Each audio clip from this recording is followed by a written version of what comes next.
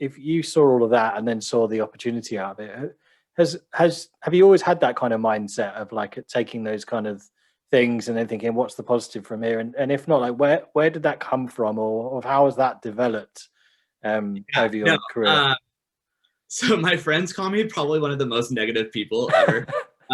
It's not a good trait to have or the great claim to fame there, but it's definitely something that I've had to work on. And I think a lot of it too was really, I know like this year, a lot of companies really stressed, self-help and, what is the mental health aspects of yourself and what is your company providing you on those mental health, issues that they have. And I think I grew up in a family where mental health really wasn't something that was talked about.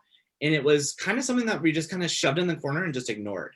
I was actually grown up on the phase too that nobody needs medication to regulate different body chemicals.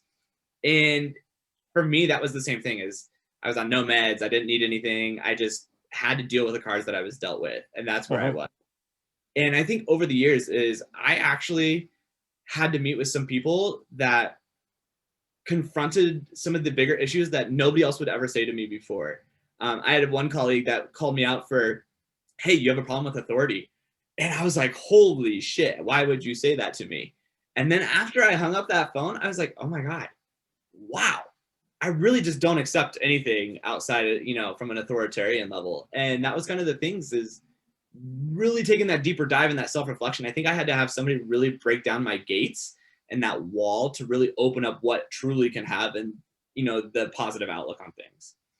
I also went and talked to a doctor and talked about a couple different things and just really like as a severe extreme extrovert, I felt like my battery was also being depleted very, very, very like almost next to nothing because I have no human connection other than my husband to anybody besides just a Zoom screen right now, especially with the pandemic. And I think that was the biggest thing too, is I had no way to really connect with people in a very Mm. human fashion versus a technology, screen that we're all looking at these days.